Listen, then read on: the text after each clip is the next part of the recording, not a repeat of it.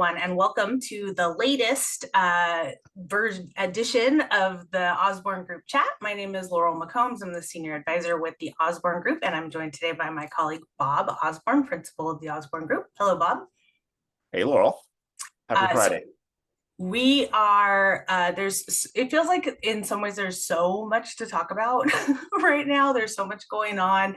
And Bob and I were kind of like, what do we want to chat about today? And we actually thought, like, in the midst of a lot of things, big things, that we would actually kind of maybe talk small today. And this is just something that a really specific topic that has been coming up a lot with a lot of folks that I work with lately, and that is the power of small events. And so I asked Bob if we could talk about this today, because I think this is like a super practical thing that I would love for you all who are watching this today to think about how you start to maybe work small events into your strategy a little more intentionally, a little more strategically. And we're going to talk a little bit more about why we think that's the case. We're going to talk a little bit about some of the folks we work with and how they're using small events really effectively. But, you know, the headline today, the Fundraising Effectiveness Project headline, you know, Q1 data came out yesterday or today. And, you know, it's telling us a similar story that we've seen for the last year and a half or so, which is dollars are up, which is great, but number of donors continues to decline and retention continues to decline. So even though we're seeing dollars still be consistent, it should be concerning to all of us that the number of donors, particularly smaller dollar and mid-level donors, continues to decline. We're engaging fewer people in philanthropy in this country, and that distresses me a lot. And the fact that retention continues to decline, because that says to me that organizations are working harder and harder every year to just stay where they are, because they're having to, you know, go out and find new donors to replace all those donors that they're not able to retain. So given all of that, I wanted to talk today about kind of the role of small events in doing some of that work. Like, how do we utilize small events, not hard, big, fancy, arduous events, but easy, super simple, super engaging events to help us with acquisition, with engagement of donors, and with stewardship of donors. So wait, does that sound good, Bob? We talk about that? Sounds good to me. Yeah, let's do it.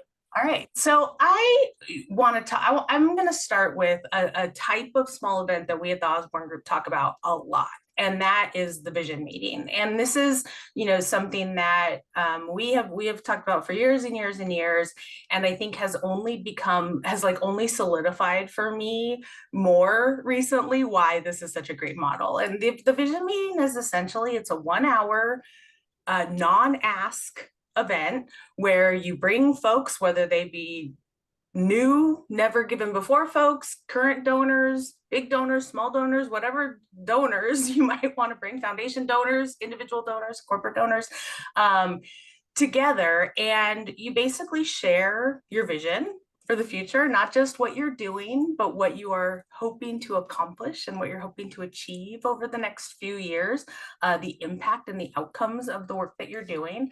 And then you have a two-way dialogue with them about what's resonating with them about your vision, and how they would see the community be different if you were able to accomplish that vision, and how they would like to get involved in that vision.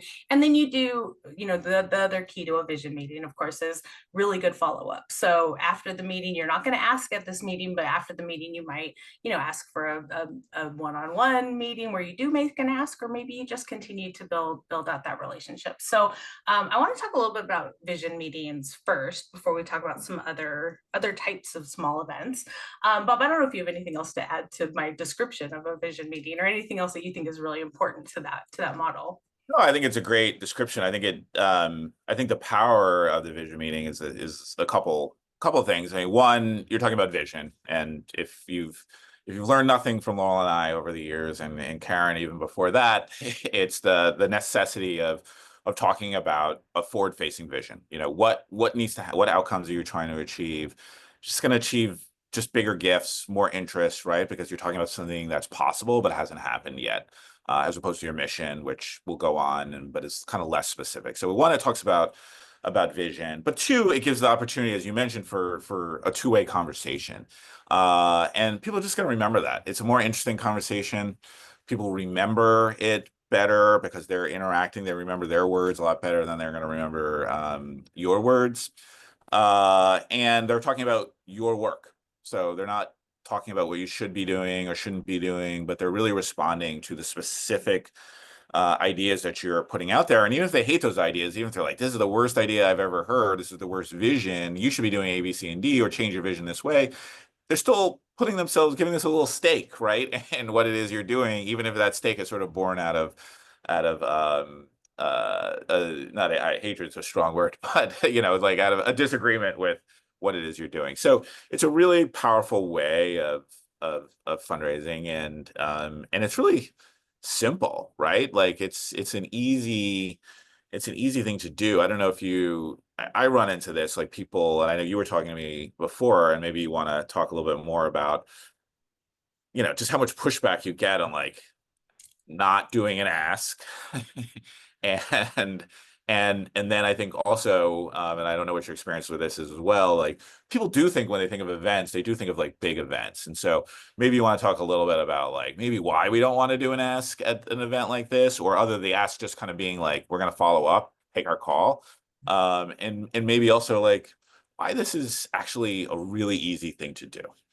Yeah, no, absolutely. I'll first address the kind of non-ask thing, and I'll just share anecdotally. I have a client that I've been working with who has is in campaign, and they have a really, really quick turnaround on a campaign because they're building a building right now, and it has to get built. And I talked to them about vision meetings, and he kind of took the idea back to his ED and the rest of the development staff, and there was a ton of pushback. They were like, what do you mean we're not going to ask? We need to raise this money right now, right? Like we don't have time to get these people in a room and not ask them for money. And then there was a pushback on the dialogue, right? There was pushback on like, so we're just going to sit around in groups and like talk to each other, right? There was like real pushback on that because to your point, Bob, it's not what people typically expect to happen when they come to an event, right? They expect to be asked and they expect to do some fun thing, right? Well, and I would argue that having dialogue about community changing work is a fun thing.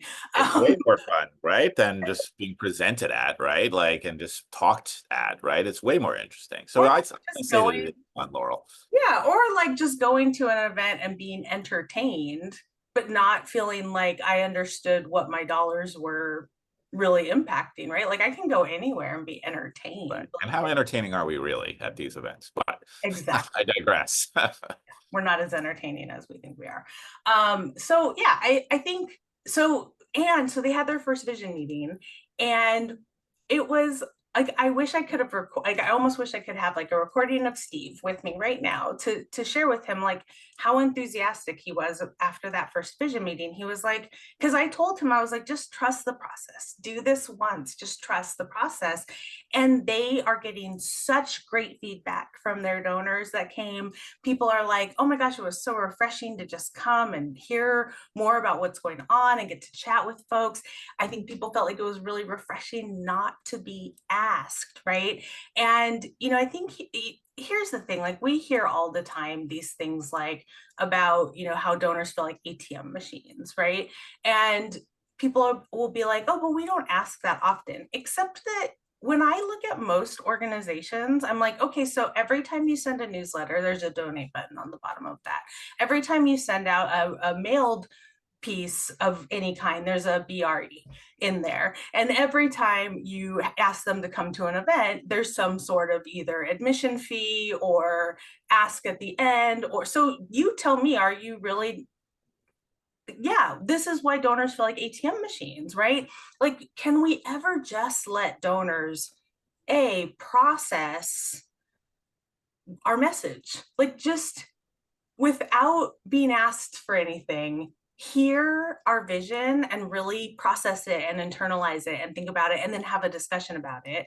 And then from a stewardship perspective, like, do we ever just let donors celebrate with us the things we're accomplishing, right? So without an ask, and and people, my favorite one, Bob, is people will be like, well, it's just a soft ask.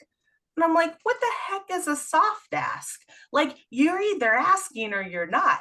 There's no such thing as a soft ask. Like, and I'll always remember my dad got this donor survey from an organization he contributes to, and he was so excited, and he saved it for when I came to visit them. He's like, look, I got this cool donor survey, and I was really excited. They wanted to get all my opinions and hear all my thoughts on things. And then I opened it up, and this fell out. And he held up the return envelope, and he was like, and then he threw it, and he was like, oh, they didn't want my opinions. They just wanted my money. Yeah. Yeah.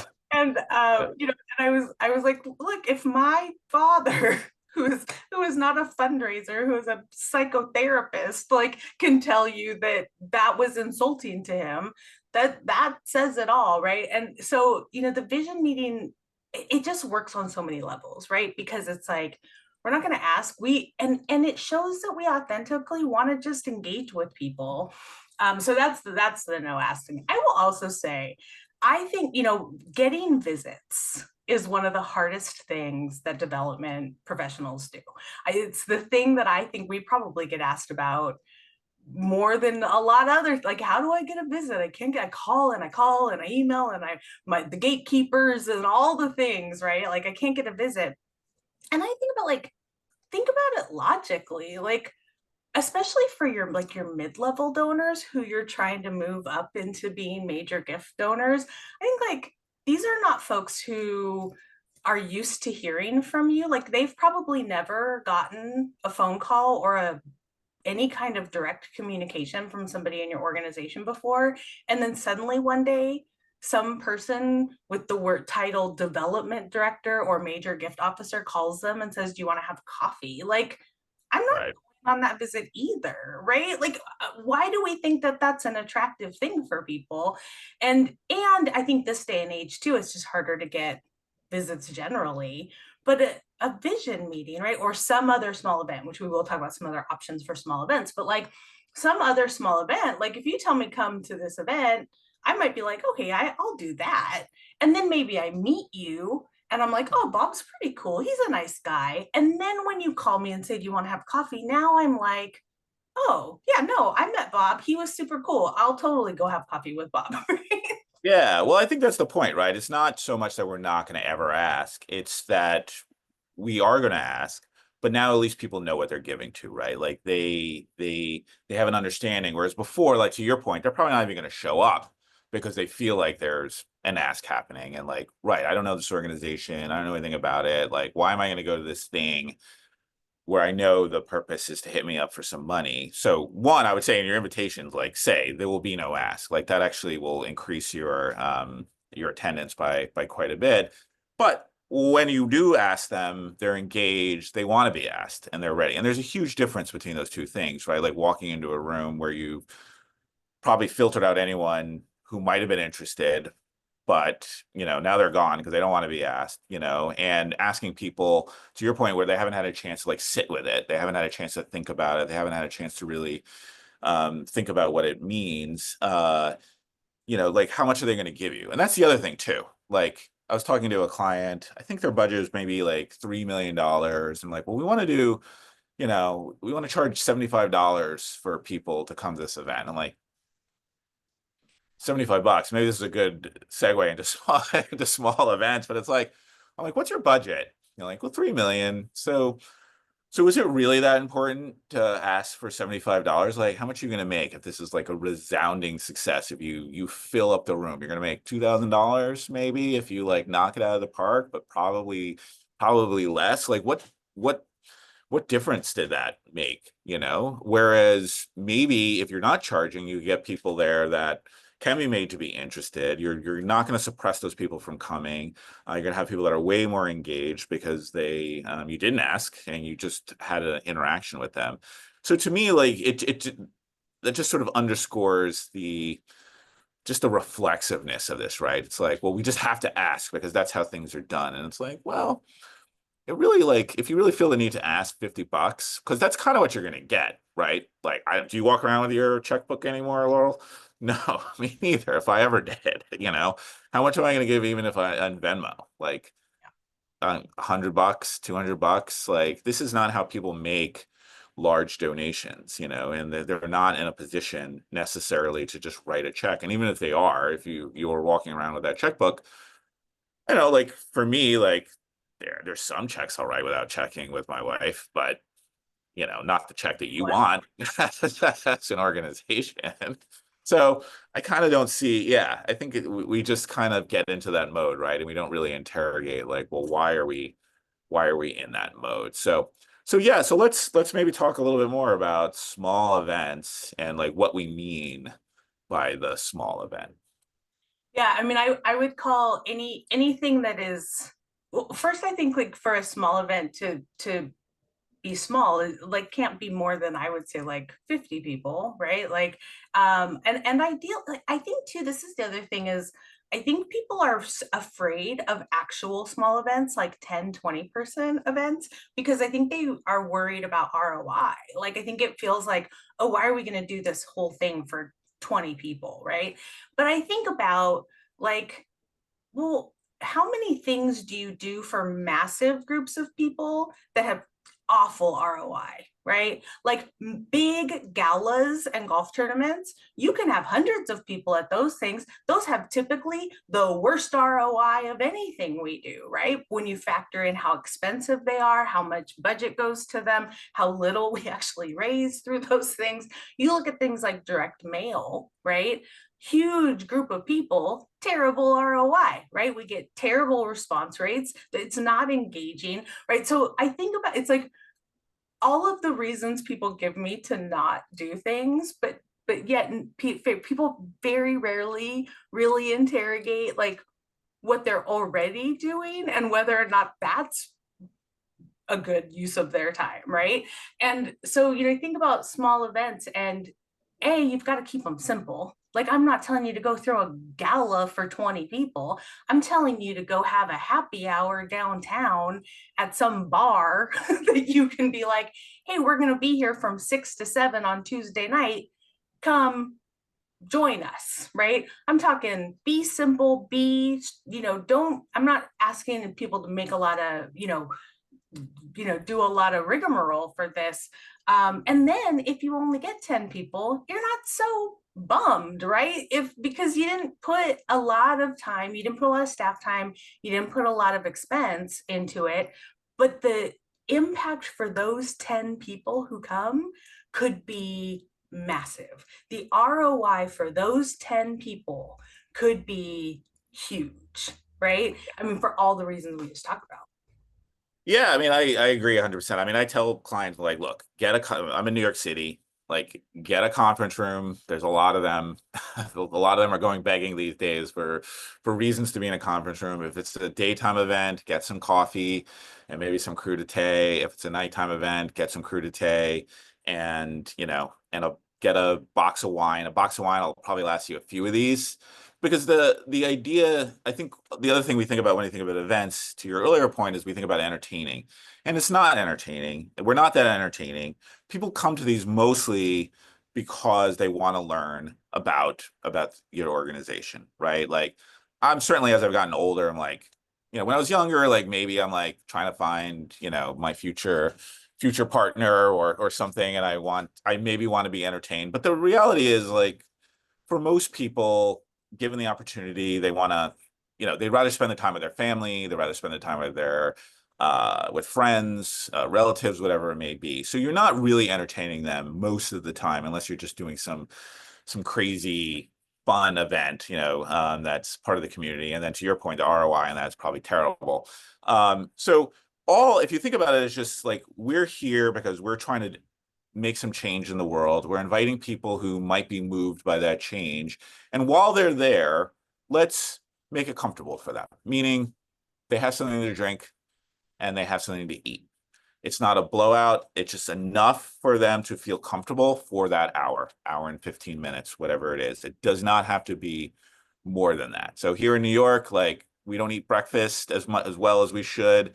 So, having some bagels, everyone's really happy with bagels and coffee, right? Like that gets a lot of people pretty excited at night, maybe before you commute back to Westchester or to your, wherever you live in New York City, being able to have a glass of wine on the way home is really nice as well. So it can be just that simple. And when you think about it that way, I'd say you're talking about like max a couple $100 for for an event, right? And you can scale it up a little bit as you like, right? Do it at a brewery or doing something, but these are not expensive. These are simple, like we're mostly here because we want to talk about the difference we're making in the world, the difference that we're proposing, and we're giving you enough while you're here that it's appealing and while you're here you feel well cared for. And you leave it at that. Absolutely. We talk so often about how the direct correlation between how engaged someone is and how much they give. And, I feel like Bob, we've been talking about this Karen's been talking about it for decades. You've been talking about it for almost a couple of decades. Yeah. I'm over a decade now. That we've all been kind of talking about how important engagement is in retention, in upgrading, in all of this, right? And yet, it's still the thing I think most organizations struggle with, creating a solid, consistent suite of engagement opportunities. And I get it, like there are not always volunteer opportunities that people can do. And that's the thing that people are, well, volunteerism's hard, or we don't do that kind of thing. And I'm like, well, it doesn't always have to be mission work, right? And the great thing about small events is it creates a calendar of engagement opportunities, so that when you run into somebody at the grocery store, or you have a phone call with somebody and you're trying to think of the next step, you always have a set of things that you can say, oh, you should totally come to this thing we're doing next Tuesday. And if you can't make it, there's actually going to be another really cool event 2 months from now. So you always have a next step for folks. And then I also think about the other strategies we use to quote unquote engage people in our work, and how far that brings people along that continuum of being engaged with us.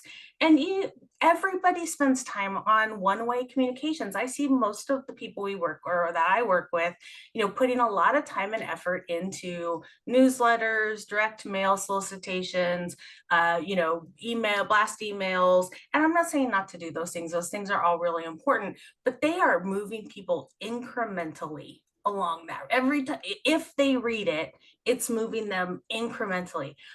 And think about the time, the staff time, the resources, the money you put into those one-way communications. You do one event and you get 10 people there. Each of those 10 people is moving so much further along, relatively along that continuum of engagement, than you could have sent them 20 one-way direct mail communications to get them as far as a 1 hour event got them, right? And it's a super great point,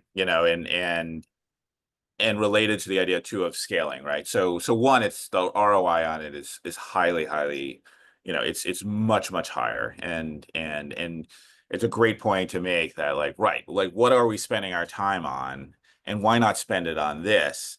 It's going to be a lot more effective. And I think the other thing the flip side of that, right, is we don't always think about the opportunity cost of larger scale events or larger scale things that we do. So the more you kind of put the input into anything, you're also not doing something else. And there's a cost to that as well. So, doing little small events, getting your volunteers maybe to open up their house, just using a conference room, to your point, like doing it at a diner, just be like, hey, we're going to be at this diner, I'll buy you breakfast, invite 10 people to it. All of it is super simple, highly effective, high impact, low, resource, it's not very resource intensive, and very scalable. And to your other point too, you can have a lot of these. And so it has like an underlying, it's kind of this background work that's happening all the time, that's stewarding and cultivating your donors in a way that's much more effective, right, than direct mail. probably is actually easier to do in many ways than direct mail. And it's going to just move your donors along. And so, yeah, I'm a huge fan of the small event. To me, it really is the anchor to so many other things, as part of as part of cultivating and stewarding and point of entry for our donors. Um, we've been talking for a bit. Is there anything else you wanted to add? Oh, just wanted Yeah. to just in case people are curious, we kind of talked about happy hours, we talked about vision meetings, just you can also do like panel briefings. You could do focus groups, right? After events, invite people to your office for some pizza to pick their brain on how a bigger event went. You can have small events to do mailing parties. You can do, right? Like there's a million different ways that this could like play out. And so just, think about the things that need to get done, think about the things that are already happening, and can you build just a small 1 hour engagement piece around it? I have a client who did a whole lobby day, but then they added to the end of it a 1 hour thing at their office where people could come afterward and just have a drink and socialize. So, again, doesn't have to be hard. And there's lots of different ways to do it. And yeah, I just hope everyone gives it a shot. If anyone wants more information on vision meetings, especially, we've got some resources that we're happy to share, or just wants to chat more about how you might implement this in your own organization, please let us know. Please, this is one of our favorite topics. So, well, thank you everyone for joining us again for another TOG chat. Laurel and I we'll be back with some other topic that's on our mind. But until then, yeah, happy fundraising, everyone, and we'll be back in a couple of weeks.